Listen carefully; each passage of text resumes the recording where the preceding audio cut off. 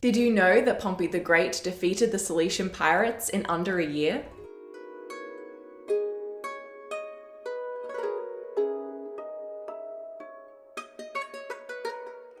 Hello and welcome to World History Encyclopedia. My name is Kelly and today's video is all about the fascinating Roman general and statesman Pompey the Great. World History Encyclopedia is a non-profit organisation and you can find us on Patreon, a brilliant site where you can support our work and receive exclusive benefits in return. Your support helps us create videos twice a week, so make sure to check it out via the pop-up in the top corner of the screen or via the Patreon link down below.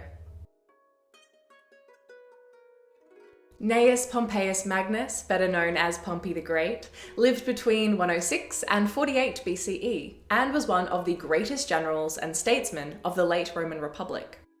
His accomplishments are sometimes overshadowed by his younger contemporary Julius Caesar, but in his time, Pompey was far more popular, at least initially, and much more powerful. His assassination in Egypt at the end of his civil war with Caesar was a bad end to an illustrious life and has sometimes encouraged the view that Pompey was a famous loser. But this interpretation fails to take into account his many impressive achievements and brilliant military strategies. Did you know that only a small fraction of viewers are subscribers? Be sure to hit that subscribe button so you don't miss out on any of our new videos and to help us create more great history content. Pompey was born on the 29th of September 106 BCE in Picenum, Italy, to an upper-class family. His father, Gnaeus Pompeius Strabo, was a senator, and a young Pompey was groomed for political life. He was well educated, fluent in Greek, and held various public offices as a young man in preparation for the consulship. His first military experience was in the Social War of 91 to 87 BCE, during which he served under his father. After his father's death in 87 BCE, Pompey led troops to victory in the First Mithridatic War in Asia Minor, and returned in 84 BCE when he backed the dictator Sulla with his legions. He had his father's troops under his command at this time, as well as his own, and was a popular military leader because he was so effective during his campaigns. He swiftly defeated Sulla's political enemies in 82 and 81 BCE, and returned Sicily, Spain, and North Africa to Sulla's rule. Although Pompey was not quite eligible yet, he demanded and was given a triumph by Sulla in 81 in recognition of his victories. At this time, he took the epithet Magnus, the Great, to associate himself with his hero, Alexander the Great. It's not clear, though, whether Pompey gave himself this title or took it after being referred to as the Great by his troops. Between 81 and 71, Pompey put down various rebellions and took credit for ending the revolt of the slave and gladiator Spartacus, known as the Third Servile War in 71. Even though this was actually accomplished by the general and statesman Crassus. He was elected consul in 70 BCE along with Crassus, and received a second triumph for his victories in Spain. Pompey's victories enriched Rome, and he was popular with the people, but he was resented by some of his colleagues for this, as well as his power and achievements at such a young age. He was only around 36 years old at the time. Still, they recognized his usefulness and sent him to deal with the Cilician pirates in 67 BCE. The pirates of Cilicia, who were a loose band of thieves from all over the Mediterranean, had been harassing Roman trade vessels for years, and had become so bold that they had even raided the port city of Ostia outside of Rome itself. Efforts at suppressing them had failed, but Pompey divided the Mediterranean into 13 districts, each patrolled by its own fleet and commander. As the pirates in each district were defeated, the crews were interrogated on the movements, hidden coves, and hideouts of others, and by 66 BCE he had defeated them all, resettling many in the province of Cilicia Campestris, where they became farmers.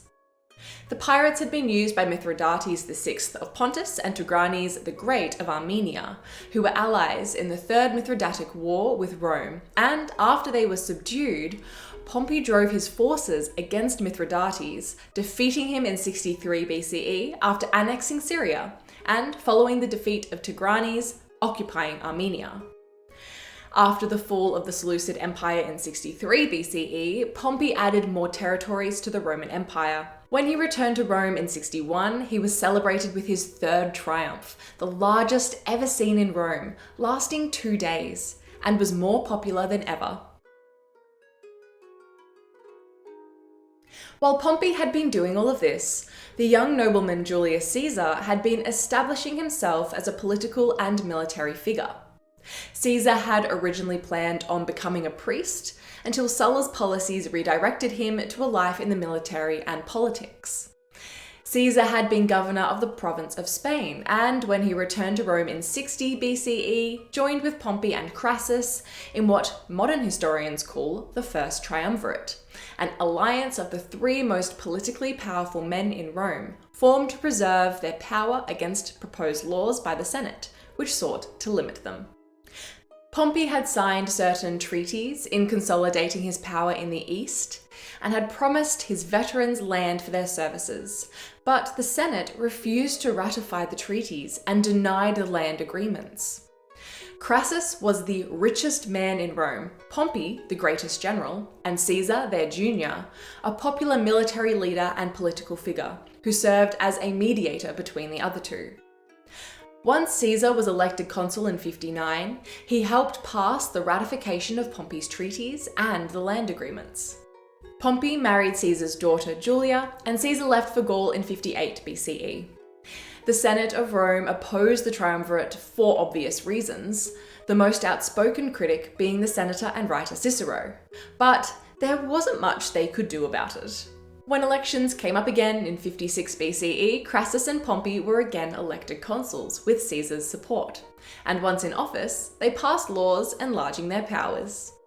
In 54 BCE, Caesar returned to Gaul, and Crassus, jealous of his colleagues' military successes, led troops against the Parthians and was killed in 53 BCE.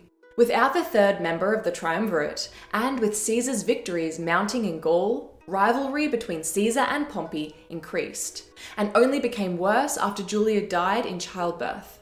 In 52 BCE, Pompey began enacting laws against Caesar and brought retroactive charges against him for violence allegedly used during his consulship of 59.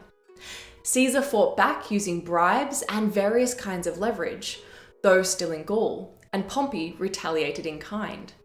In 49 BCE, Caesar crossed the Rubicon River into Italy and marched on Rome, starting the civil war with Pompey.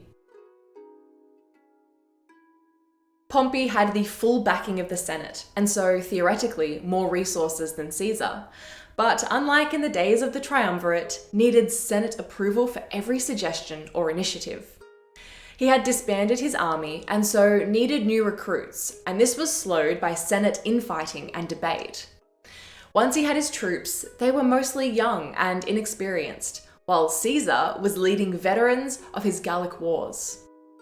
Caesar was therefore able to move faster than Pompey, had a better army, though fewer soldiers, and was more flexible in adapting to new situations, as Pompey tried to outthink and outfight him. After several engagements ranging around the Mediterranean, Caesar defeated Pompey at the Battle of Pharsalus in Greece in 48 BCE. Pompey fled the field and made his way to Pelusium, Egypt, where he was certain he would be welcomed and given sanctuary, as he was close with the members of the royal Ptolemaic house. When he came ashore, however, he was assassinated because word of his defeat at Pharsalus had already reached Egypt, and the Ptolemies thought it wiser to align themselves with Caesar. Although his life ended in defeat, his legacy as a great general continued. His strategies and accomplishments continue to be admired today, over 2,000 years later after his death. Do you think Pompey the Great was really so great? Let us know what you think in the comments below. If you enjoyed this video, make sure to give it a thumbs up and subscribe to our channel so you don't miss out on our new videos published every single week. This video was brought to you by World History Encyclopedia. For more great articles and interactive content, head to our website via the link below. If you like my sweater, you can find this design and a bunch more in our shop at worldhistory.store, or you can find a link for it down below. Thank you so much for watching, and we will see you soon with another video.